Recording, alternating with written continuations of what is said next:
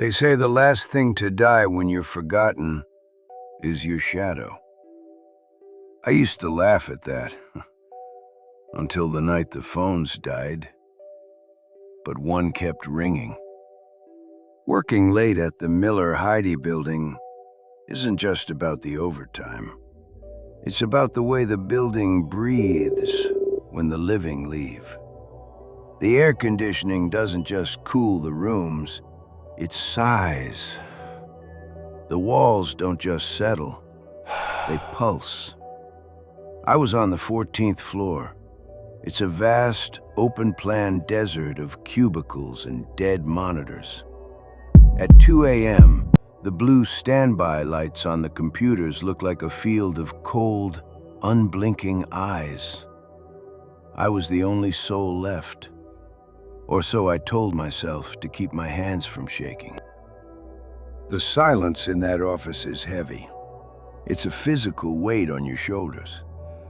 You start to hear things. The hum of the vending machine down the hall sounds like a low, vibrating chant. The drip of the faucet in the break room sounds like footsteps on plastic. I was focused on the spreadsheet, trying to find a discrepancy in the 2016 archives, a ghost in the numbers. And then the sound came. It wasn't my cell. It wasn't the sleek plastic office phones on the desks. It was coming from the wall, behind a stack of rusted filing cabinets in the corner, a place the light didn't quite reach. There was an old beige rotary phone back there, a relic, a tester left behind by technicians who had retired decades ago. That line hadn't carried a signal since the towers fell. It was a dead wire.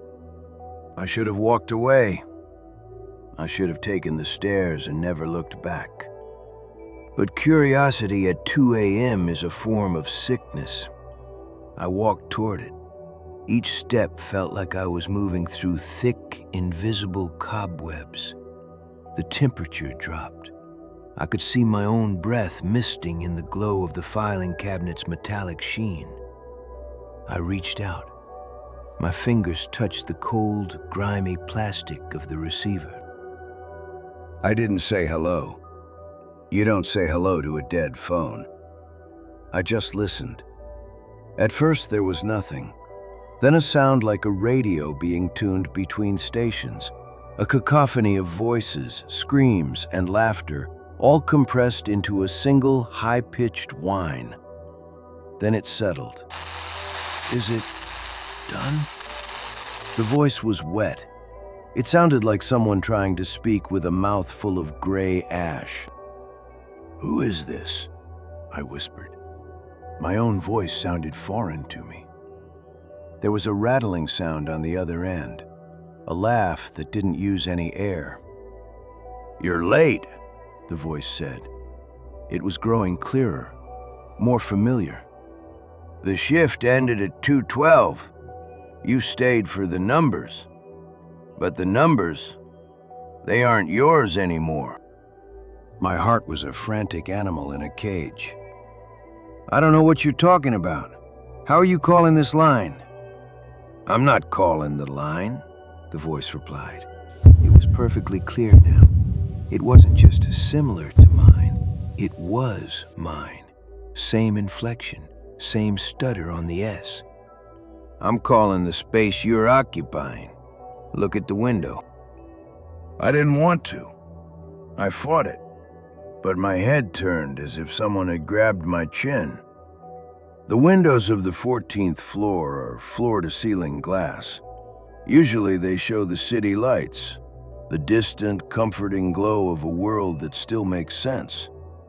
But tonight there was no city. Outside the glass there was only blackness, a thick, oily void that seemed to be pressing against the pane, trying to find a crack. And in that reflection I saw myself. But I wasn't alone. Standing exactly 3 feet behind my reflection was a figure. It was wearing my clothes. It had my posture. But where its face should have been, There was a jagged, vertical slit that leaked a pale, rhythmic light. It was holding a phone. "Do you remember the accident?" my voice asked from the receiver.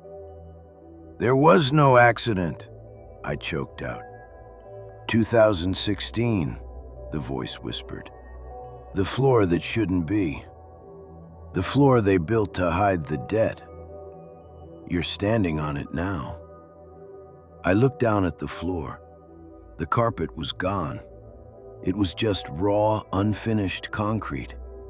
The desks were gone. The cubicles were gone. I was standing in an empty gray shell of a room. I ran. I sprinted for the emergency exit, my shoes slapping against the concrete. I threw the door open and took the stairs 3 at a time. 12, 11, 10. I hit the landing for 7. I prepared my legs for the jump to 5.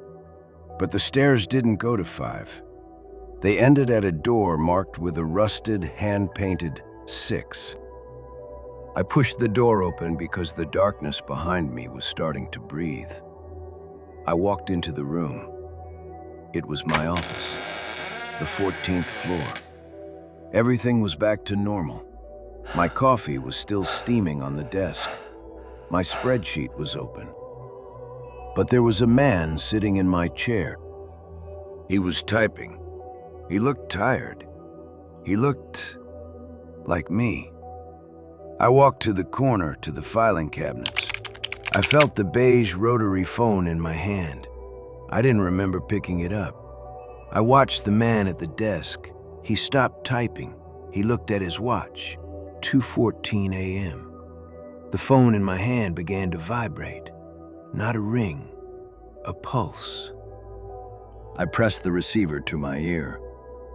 I didn't want to speak, but the words were already carved into my throat. The man at the desk, my reflection, he reached for his phone. He looked terrified. I opened my mouth. I felt the ash in my lungs. I felt the pale light leaking from my skin.